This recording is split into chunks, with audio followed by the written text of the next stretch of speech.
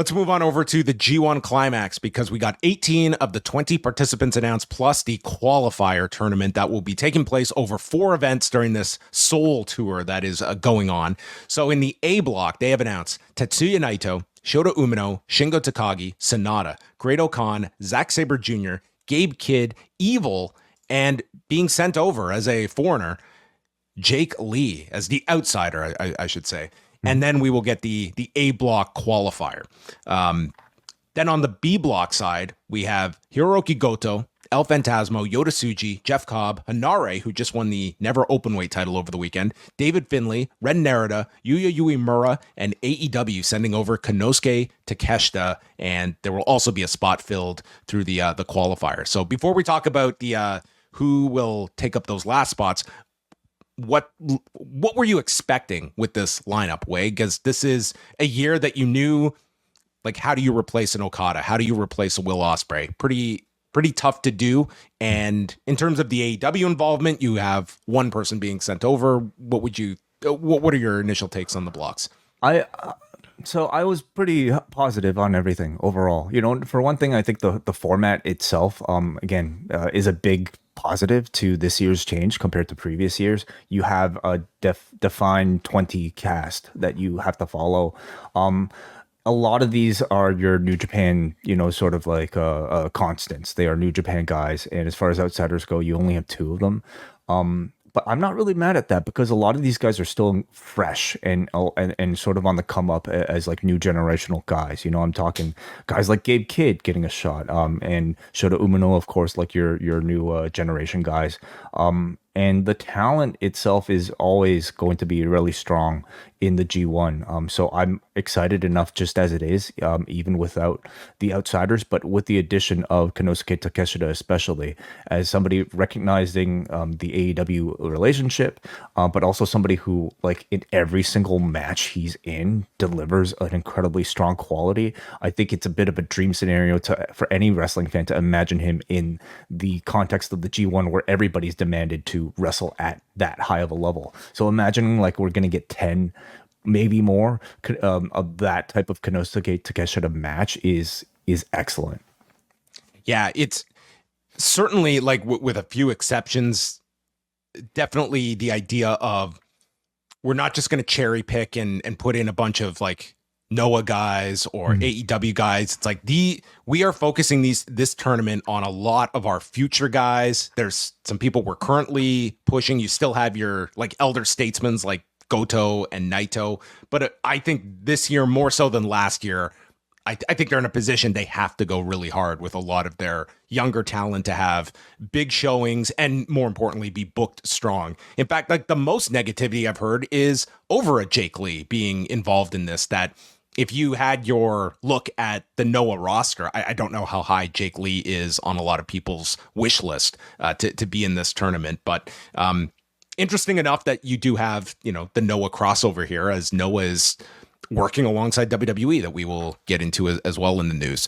So for the qualifiers, this will start this Saturday and Sunday. So on the A block side, we will have Yujiro against Callum Newman and Yoshihashi against Chase Owens. Those 2 winners will advance. The Yujiro Callum Newman winner will face Kenta, and the Owens Yoshihashi winner faces Tomohiro Ishii on July 3rd. Then those 2 winners meet, and that will determine who is the A block representative. So to me, it just seems crazy that they would not have Tomohiro Ishii. But this, if you listen to Hiroshi Tanahashi, like, they are on such a youth movement that nothing will surprise me if they end up going with somebody else here. But I just who's the youth movement in this besides Callum Newman?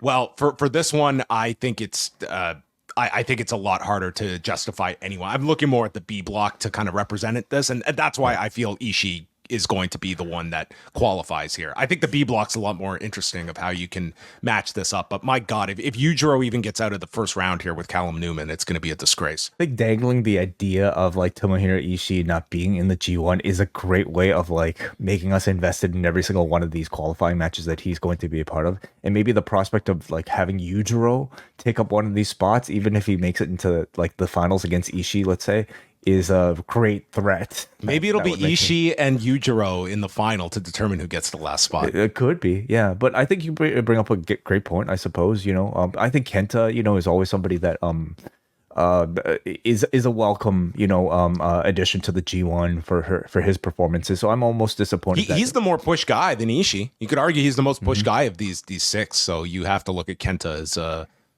possibility here, but I don't think that's going to be met with much in terms of that. Let's look at the B block side, and here we have it will be Toru Yano against Oleg Boltin. So we have on the left side, it's the now former never open weight 6-man champion. They held the titles for a week, Tanahashi, Yano, and Oleg Boltin. So you've got Boltin against Yano, and the winner faces Tanahashi, and Satoshi Kojima and TJP with the winner facing Taichi. In a normal year, I think you would make compelling arguments for a lot of these people to be in there. And I don't think it's a rubber stamp that Tanahashi is going to be the one that wins this block. I really don't. In fact, like the idea of them beating Oleg Boltin, like I would seriously look at an Oleg Boltin, who I think they are looking at as being that guy that is capable of winning this and being into the G1, having him have that experience. It will not surprise me at all if Tanahashi is sort of looking at like this being a statement of he's not in there. Although you're at a time when, man, it's not like New Japan is knocking them dead with attendance. And that's where like he's in that role like Masawa was with Noah, where it is a downtime for the company and there's a lot of pressure and reliance on the company president to be out there and making all the towns. Like he can do the undercards, but it is, a less important role if he's just doing like undercard tags on these tours. Yeah, I find Tanahashi's involvement as a qualifier to be maybe the most interesting thing about the entire thing. But I can truly see him not being a part of this year's G1, just because of wanting to retain mileage on his body, what little mileage might be left, and because he'll be plenty busy, I think, doing everything else. Yeah, and like you mentioned, John, maybe making a statement that he's going to make room for somebody else coming up. But I also think Toru Yano is like somebody that it's hard for me to imagine a G1 without. He's just such a constant presence to break up variety, to bring variety and to break up sort of like the same style of matches in throughout the tournament. And for a lot of people, a well-needed sort of night off from the type of physical toll that, the G1 commands. I feel like he could be, somebody. Especially this year where it's 9 matches as opposed to, I think it was 7 last year that they had. I mean, the Yano match, and it's not like the Yano match is like something that people dread. It's like, it's a fun part of the tournament each year.